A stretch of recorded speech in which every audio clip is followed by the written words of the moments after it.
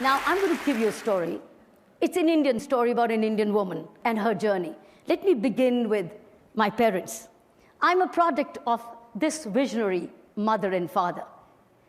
Many years ago, when I was born in the 50s and 60s didn't belong to girls in India. They belonged to boys. They belonged to boys who would join business and inherit business from parents, and girls would be dolled up to get married. My family in my city and almost in the country was unique.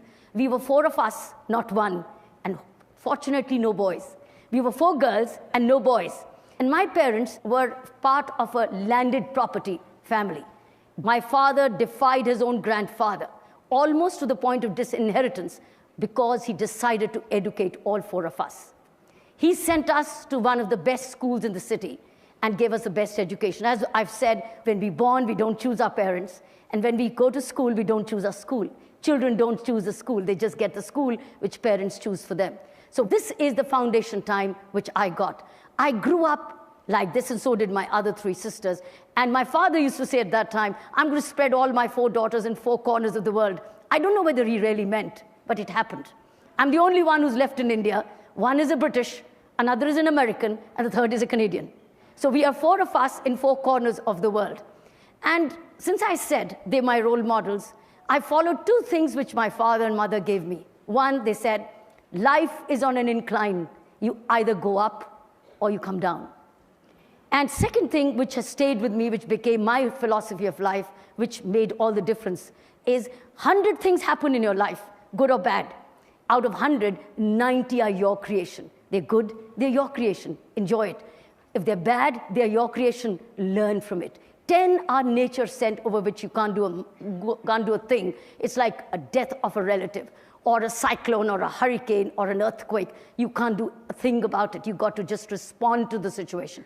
But that response comes out of those 90 points. Since I'm a product of this philosophy of 90-10, and secondly, life on an incline, that's the way I grew up. I grew up to be valuing what I got. I'm a product of opportunities, rare opportunities in the 50s and the 60s, which girls didn't get. And I was conscious of the fact that what my parents were giving me was something unique, because all my best school friends were getting dolled up to get married with a lot of dowry. And here I was with a tennis racket and going to school and doing all kinds of extracurricular activities.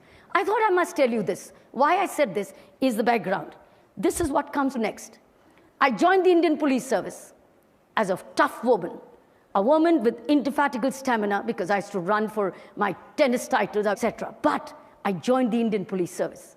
And then it was a new pattern of policing. For me, the policing stood for power to correct, power to prevent, and power to detect. This is something like a new definition ever given in policing in India, the power to prevent. Because normally it was always said power to detect, and that's it, or power to punish. But I decided, no, it's a power to prevent, because that's what I learned when I was growing up. How do I prevent the 10 and never make it more than 10? So this is how it came into my service, and it was different from the men.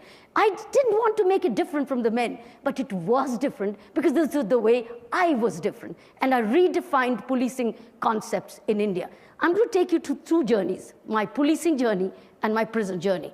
What you see, if you see the title called PM's Car Held, this is the first time Prime Minister of India was given a parking ticket.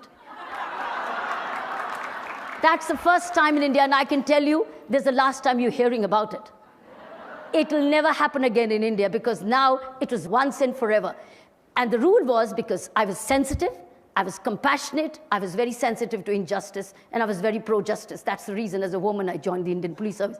I had other options, but I didn't choose them. So I'm going to move on. This is about tough policing, equal policing. Now I was known that here's a woman who's not going to listen. So I was sent to all indiscriminate postings which others would say no. I now went to a prison assignment as a police officer. Normally, police officers don't want to do prison. They sent me to prison to lock me up, thinking, now there would be no cars and no VIPs to be given tickets to. Let's lock her up. Here I got a prison assignment. This was a prison assignment, which is one big den of criminals. Obviously it was. But 10,000 men, of which only 400 were women. 10,000, 9,000 plus about 600 were men. Terrorists, rapists, burglars, gangsters. Some of them I'd sent to jail while as a police officer outside. And then, how did I deal with them? The first day when I went in, I didn't know how to look at them. And I said, do you pray? When I looked at the group, I said, do you pray? And they saw me as a young, short woman wearing a Pathan suit. They said, do you pray? And they said, they didn't say anything. I said, do you pray? You want to pray? They said, yes. I said, all right, let's pray. I prayed for them, and things started to change. This is a visual of education inside the prison. Friends, this has never happened where everybody in the prison studies. I started this with community support. Government had no budget. It was one of the finest, largest volunteerism in any prison in the world. This was initiated in Delhi prison. You see one sample of a prisoner teaching a classes. These are hundreds of classes, 9 to 11. Every prisoner went into education program. Same den, which they thought they would put me behind the bar and things would be forgotten, we converted this into an ashram. From a prison to an ashram through education. I think that's the bigger change. It was the beginning of a change. Teachers were prisoners. Teachers were volunteers. Books came from donated school books. Stationery was donated. Everything was donated because there was no budget of education for the prison. Now, if I'd not done that, it would have been a hellhole. That's the second landmark. I want to show you some moments of history in my journey, which probably you'll never, ever get to see anywhere in the world. One, the numbers you'll never get to see. Secondly, this concept. This was a meditation program inside the prison of over 1,000 prisoners. 1,000 prisoners who sat a meditation. This was one of the most courageous steps I took as a prison governor. And this is what transformed. You want to know more about this? Go and see this film, Doing Time, Doing Vipassana. You'll hear about it and you'll love it. And write to me on kiranbedi.com and I'll respond to you. Let me show you the next slide. I took the same concept of mindfulness because why did I bring meditation into the Indian prison? Because crime is a product of distorted mind. It was distortion of mind which we needed to be addressed to control, not by preaching, not by telling, not by reading, but by addressing your mind. I took the same thing to the police because police equally were prisoners of their mind and they felt as if it is we and they and that the people don't cooperate. This worked. This is a feedback box called the petition box. This is a concept which I introduced to listen to complaints, listen to grievances. This was a magic box. This was a sensitive box. This is how a prisoner drew how they felt about in the prison. And if you see somebody in the blue, yeah, this guy, it was a prisoner. And he was a teacher, and you see everybody busy. There was no time to waste. Let me wrap it up.